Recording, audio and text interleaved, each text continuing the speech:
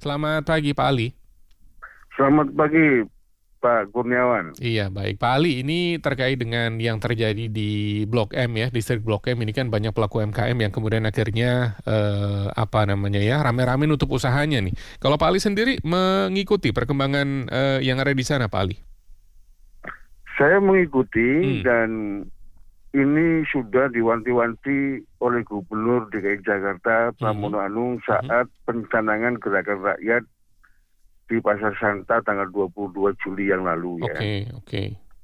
Saya menggarisbawahi bahwa keperpihakan Gubernur terhadap UMKM sangat besar Mhm, dan itu dibuktikan beliau langsung turun ke Blok M mhm, dan memberikan solusi 54 pedagang di Blok M Distrik 2 itu mhm, kalau mau pindah ke Blok M Hub digratiskan 2 bulan dan tentunya beliau sampaikan akan diberikan sebuah keringanan sewa di Hub Blok M. hmm, Kemudian kedua, beliau juga menegur pihak MRT kan hmm, gitu ya. hmm, hmm, Namun yang ingin saya garisbawahi adalah apa yang diinginkan oleh gubernur bahwa aksi-aksi ini kan karena ada bantahan dari Koperasi Pedagang Pasar, hmm, ya Kopema, dan pihak MRT. mhm. Siapa yang bertanggung jawab?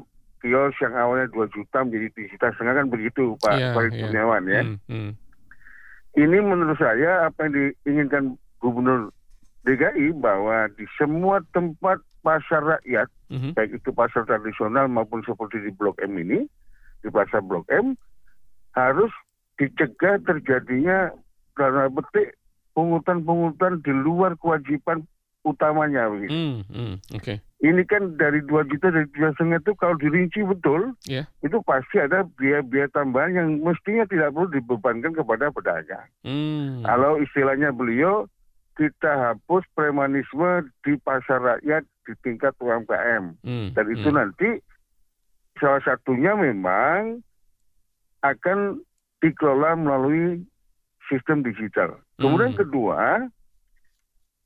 yang saya garis bawahi adalah dengan kejadian di Blok M ini, mhm, mhm, tentunya ini terjadi juga di tempat lain. Karena ya, di Jakarta ini ada 147 pasar tradisional di bawah BUMD Pasar Jaya, Pak hmm, Farid hmm, Kurniawan. hmm, Ada pasar yang namanya Loksem, lokasi sementara, ya, ya, seperti yang terbakar di Taman Puring itu Loksem, ya. hmm, hmm, Dan ada Lokbin, hmm, ada juga TOD-TOD atau pusat-pusat UMKM di moda transportasi hmm, serta kawasan wisata. hmm, Oleh karena itu, rekomendasi kami kepada Gubernur Provinsi DKI Jakarta mhm, harus dilakukan sebuah audit hmm, dan evaluasi oke, terhadap tata kelola UMKM di Jakarta ini. hmm, hmm, Tentunya sistem atau hal-hal yang bisa membuat terjadinya premanisme hmm, di semua titik mhm, itu harus dipangkas, oke. gitu. Nah ini kan Tentunya dengan kemudian solusi dan alternatif. mhm. Hmm? Ini yang menjadi korban dalam tanda kutip lagi ini adalah orang-orang yang ada di bawah begitu ya, para pelaku UMKM terkait dengan apalah entah siapa yang bermain di sini begitu ya Pak Ali. Ini Betul, lagi-lagi pelaku UMKM lagi nih yang menjadi sasarannya. Jadi betul. sebenarnya apa yang apa ya bisa menjadi pelindung begitu para pelaku UMKM biar ketika mereka menjalankan usahanya dimanapun begitu ya. Karena tadi dikatakan oleh Pak Ali juga memang ada cukup banyak tempat-tempat UMKM di Jakarta. Biar mereka bisa terlindungi dan nggak lagi ada pungutan-pungutan yang kemudian akhirnya membebani dan juga menjadi masalah dalam keberlangsungan UMKM di Jakarta. Yang pertama di Jakarta ini Pak Farid Kurniawan ada 1,1 juta UMKM yang Oke. berada di kawasan ekonomi strategis dan sentra ekonomi rakyat. Ya. Hmm, Yang kedua,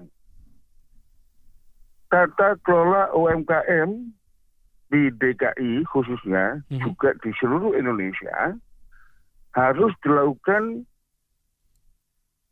evaluasi dan perombakan. hmm, hmm, Ya, hmm, yang pertama wajib Pak Farid dilakukan validasi bank data oke. based on digital. Hmm. Sehingga jelas 1,1 juta UMKM ini valid atau tidak, di mana tempatnya, identitasnya, omset dan sebagainya begitu. Iya. Jadi validasi data ini penting supaya kita tahu anatomi, kemudian peta geografinya, dan yang lainnya begitu. Kemudian kedua, yang tidak kalah pentingnya adalah sistemnya terintegrasi. Iya. Ya. Terintegrasi. Misalkan gubernur di ruangan gubernur bisa ngecek, ya, UMKM di pasar Taman Puring yang terbakar setelah direvitalisasi ada kemajuan atau tidak, misalkan. Itu gubernur bisa ngecek di ruangan gubernur itu. Iya. Iya. Karena ada sistem terintegrasi based on teknologi serta evaluasi dari sisi dan sistem yang selama ini seperti yang telah dipraktekkan seperti Jakpro misalkan. Itu harus dievaluasi. Suka nggak suka, evaluasi itu penting. Kita tidak mencari kambing hitam, tapi kita ingin ke depan jauh lebih baik, Pak Farid. Baik. Pak Ali, tadi kan disebutkan bahwa bulan Juli kemarin ya, ketika Pak Gubernur di Pasar Santa, itu katanya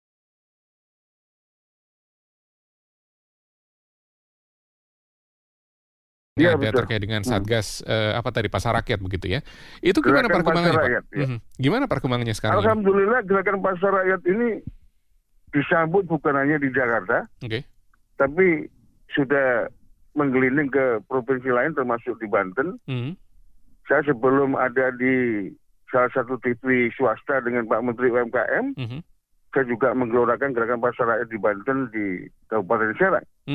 Intinya adalah gerakan pasar ini dalam kerangka untuk melakukan revitalisasi dan integrasi pasar rakyat dengan PKL UMKM ada di sekitar pasar rakyat. Tujuannya satu, Pak Farid, pasar itu harus diuri-uri karena peninggalan dari nenek moyang leluhur kita, harus dikembangkan dan harus maju. Di satu sisi harus mengikuti perkembangan zaman, tantangan dan tuntutan zaman. Oleh karena itu, pasar harus direvitalisasi sesuai dengan Gen Z. Contoh, Pak Farid.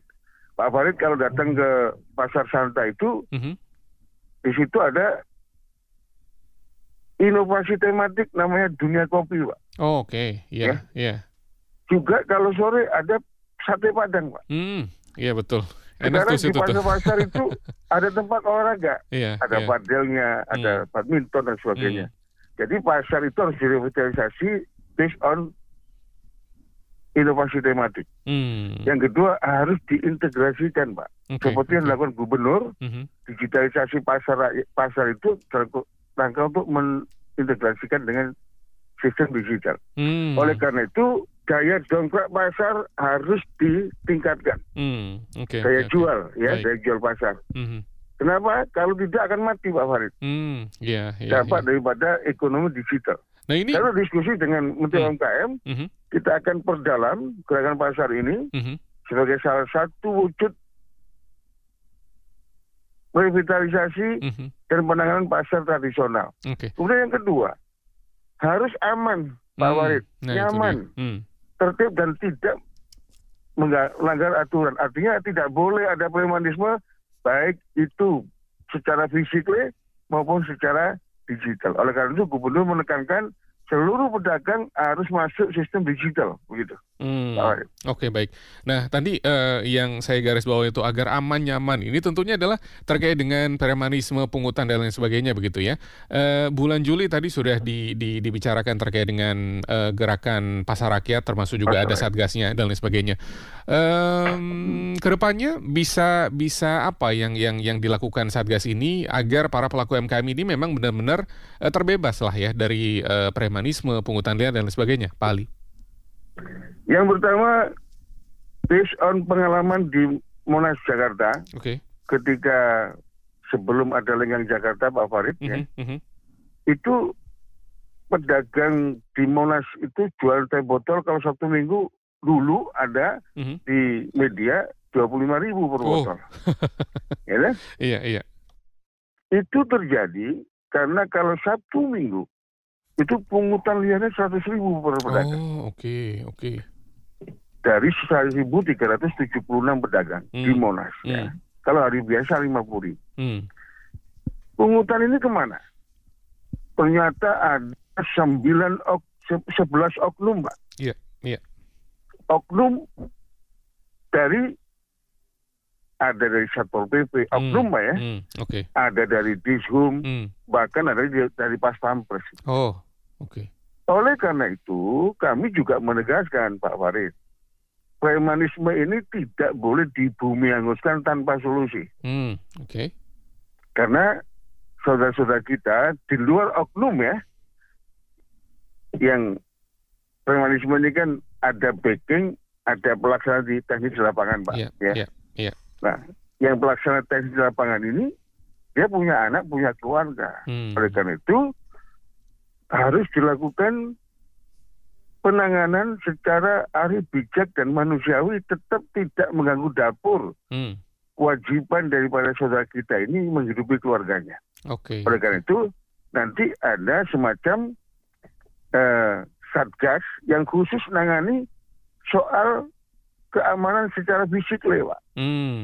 Secara fisik, Kalau melihat, misalkan nih, saya sebagai satgas secara fisik melihat ada pungutan liar, langsung dilakukan tindakan. Oke.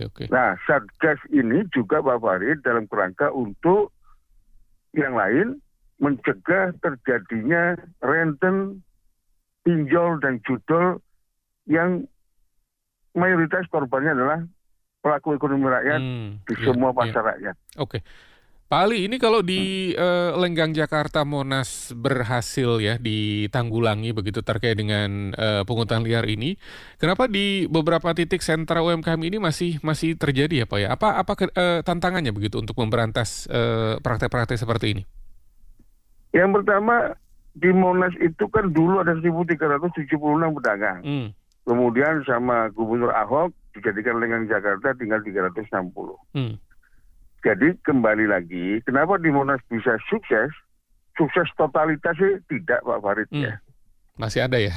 Premanisme di sana masih banyak gitu ya. Tapi nggak sebesar dulu. Tentunya satu harus ada sistem. Apalagi kita ada kemajuan teknologi. Sistem yang komprehensif dan terintegratif setiap saat bisa diakses. Gitu. Contoh sekarang Pak, mohon maaf nih, ya, kita nggak bisa berbuat macam-macam di tempat-tempat tertentu karena setiap tempat ada rekaman CCTV. Iya. Ya, siapapun yang di situ pasti ada gitu ya. Yang kedua, tentunya harus ada semacam, mohon maaf nih, pola-pola seperti yang dilakukan oleh Presiden Prabowo. Ya, kabinet dibawa ke Magelang misalkan. Ya, Satgas Pasar Rakyat ini nanti juga kita lakukan hal yang sama, Pak. Itu pun masih kecolongan Prabowo Subianto kan. 10 bulan menterinya kena OTT KPK kan begitu. Artinya, baik sistem harus dilakukan, baik fisik harus dilakukan. Yang paling penting adalah integritas, dedikasi dari Satgas Pasar Rakyat. Harus kita gandeng setiap waktu, Pak. Begitu. Karena pasar itu, Pak Farid, mohon maaf ya, tempat dan ladangnya uang. Mungkin Pak Farid pernah dengar kasus Kramat Jati. Pasar induk Kramat Jati. Yang beberapa waktu yang lalu Gubernur juga turun tangan ke sana. Ya. Itu dampak akibat based on sebuah ormas kan begitu ya. Akhirnya posko ormas sekarang dibangun jadi taman kota oleh Wali Kota Jakarta Timur. Itu duitnya gede banget, Pak. Iya. Pak Ali, terakhir Pak Ali, yang ada di dalam Satgas ini siapa aja sih Pak? Dari pihak mana saja begitu? Yang pertama, kita libatkan organisasi yang selama ini menaungi mereka. Ya.